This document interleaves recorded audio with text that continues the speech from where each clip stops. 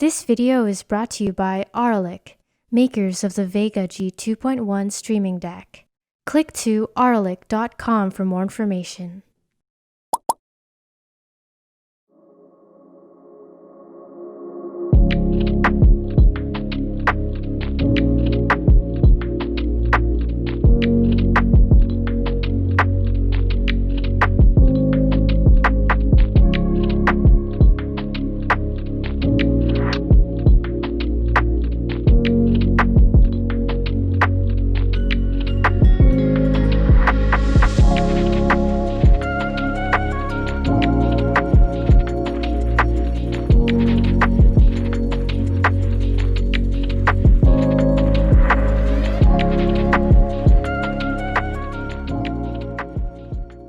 So my streaming detox is over. For November and December I was playing just CDs, and yeah, that's now done. We need to get back to streaming. Now, as you can tell from my hair, we are in the middle of a very long lockdown here in Germany. I think this is week 10, isn't it, or week 11, something like that. So I'm kind of settling in for many more weeks. This is going to go until at least the end of January, maybe even into February. So I've been sorting out the streaming zones in my apartment, so I've got music pretty much everywhere. Now, this isn't to show off all the gear that I have, this is to show what's possible. So for example, in my lounge room behind me, I've got the Buchardt A500 streaming speakers, but they are in fact fed by a Bluesound Node 2i because it does Tidal Connect as well as Roon, as well as Spotify Connect. Those are three things I'm going to be focusing on today. Roon, Tidal Connect, Spotify Connect.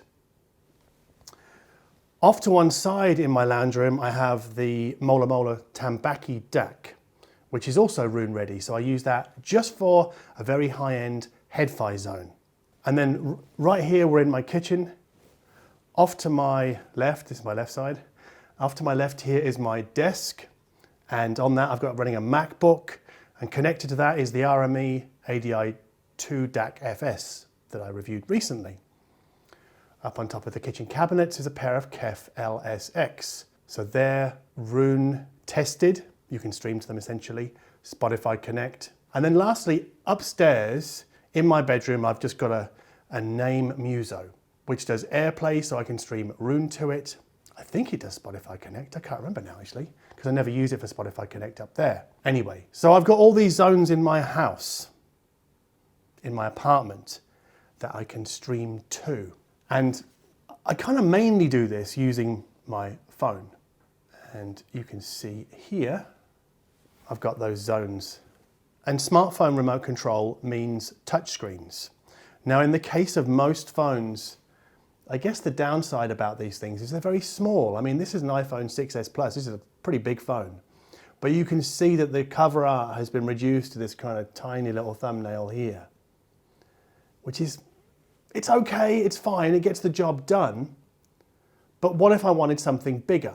So basically, all my Roon streaming is coming from the Nucleus, which is set up in my lounge room.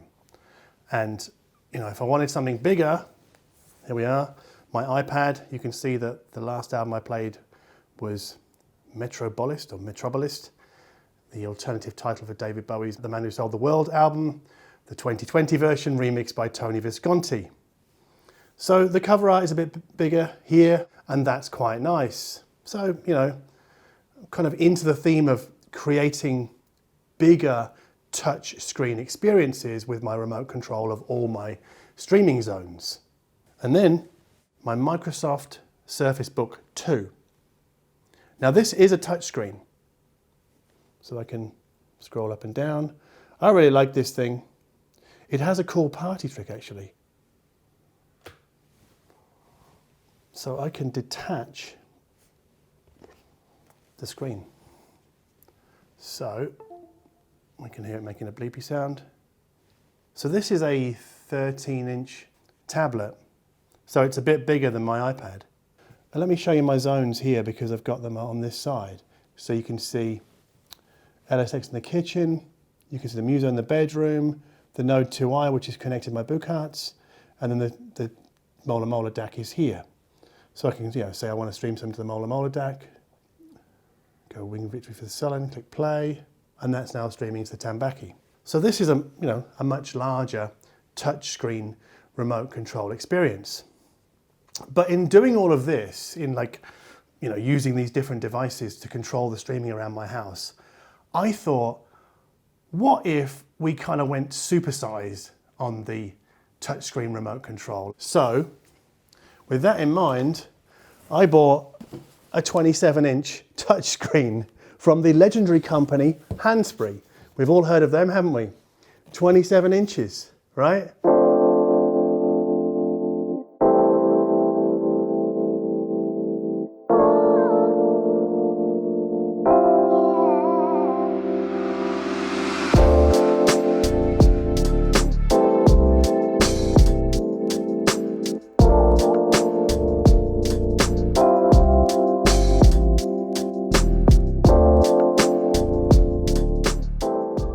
So this is the HANNspree HT273 touchscreen monitor connected to an Intel NUC, which is a few years old, so it's a little bit sluggish. It's not the best choice for this job, but I'll get a new one eventually. Anyway, for those that have never connected a touchscreen monitor to a PC before, a Windows PC, obviously we need HDMI coming out of that and into the back of the monitor. But the touches on the screen are registered over USB. So there's a USB connection between the monitor and the computer as well. Got a browser. Now if I want to go to a different website, you can see that you get this keyboard, on-screen keyboard that pops up that I can drag around anywhere.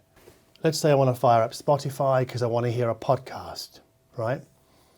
Click on this, get a search. One of my favorite podcasts is The Album Years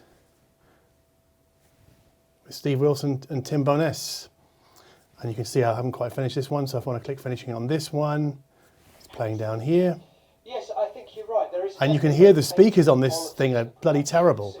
But I can punch it in to my Buchardt speaker. The possibilities, the sonic possibilities of every single sound have been.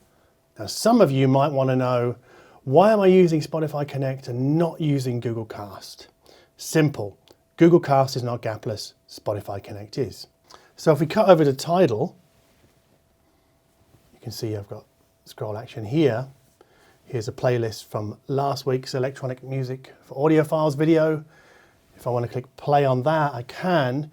It will come out of the Bluesound Node 2i. The reason is because that is my specified output device here. Now I could have gone direct into Buchardt speakers using Chromecast, but I don't do that because it's not gapless.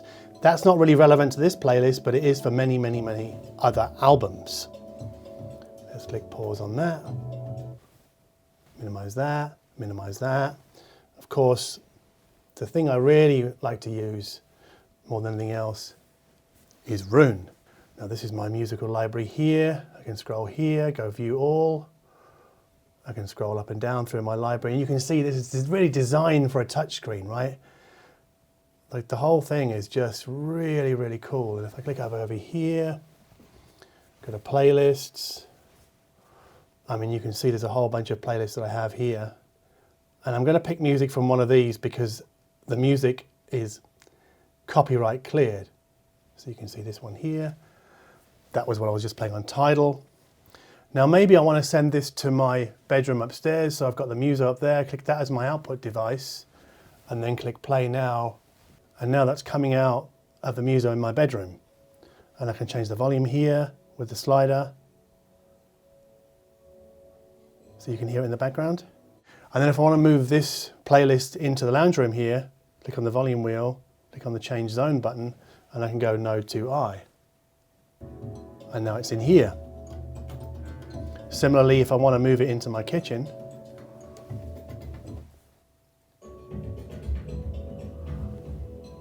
maybe a bit too loud, turn it down a bit. Close the now playing screen, go over here, overview. So this is the home page. You can see I've got my library here, some new releases for you. This is kind of my thing because it has a special request. That thing there, even though it doesn't say it, is a special request remix of New Order. Go back here, featured artists, genres, things like that, top albums on Qobuz, some recommended playlists, new albums on Tidal, because I've got my Tidal and Qobuz accounts connected here. So they are in services. See, I'm signed in here, signed in here. So one more thing, if I click on Discover, this page helps me rediscover the albums and the artists in my collection that I may have forgotten about. So like this is actually this album I wanted. This is a very awesome ambient compilation from the mid-90s put together by Virgin Records. And they mix sort of old school ambient, Brian Eno, with new school, the Amorphous Androgynous or the Grid. But these, I think, are pretty much all Virgin artists, but still a very, very, very good album. I'd forgotten about that until I'd clicked on this screen. I can move this around a bit. I can move this here. I can reduce the size of the window if I want to. I can move this over here. I think it'll snap if I do this, yes. And get this here, Roon. I can have them side by side if I want to, but there's not really a lot of point because I tend to use Roon mainly all the time.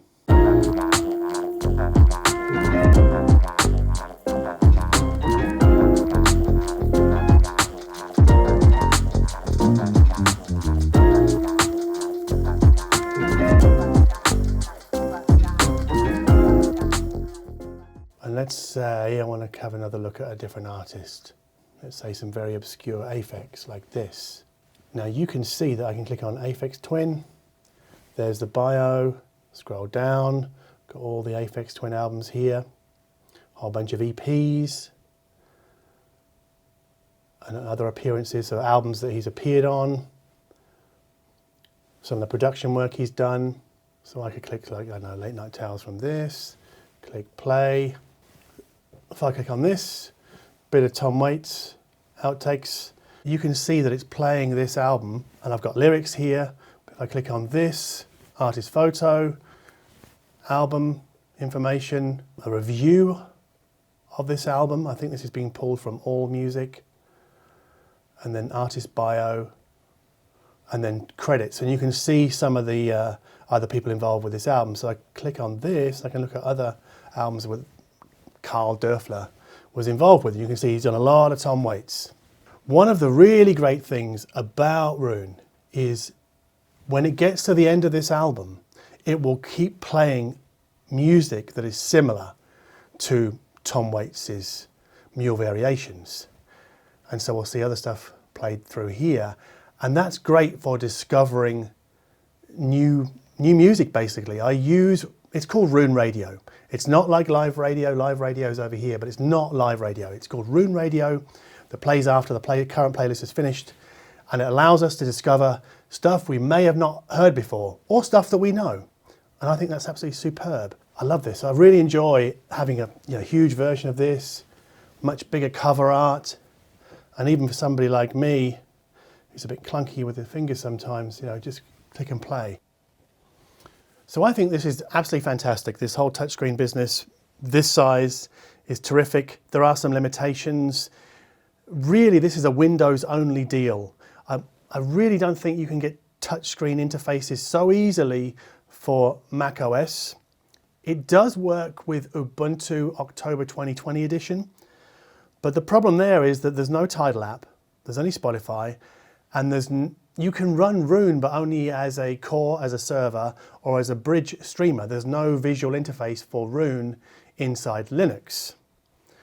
So for me, yeah, I'm sticking with Windows 10 on this. I just think it's so cool. I guess because I'm a visual person, I like to get hands-on with things. And that's the point here, is that the problem with digital audio, the way I see it, or one of them, is that there's nothing really to look at and to touch, and using a phone just gets really fiddly after, and it just feels like everything else. It feels like sending a text message or an email. Whereas this is like, it's a special event for my music playback around the house. And this will always be on. So whenever I walk into this room, I can click on things and choose different music and choose the zones appropriately and change the volume and everything. This is like the central control desk for my Tidal playback, my Spotify playback, and my Roon playback.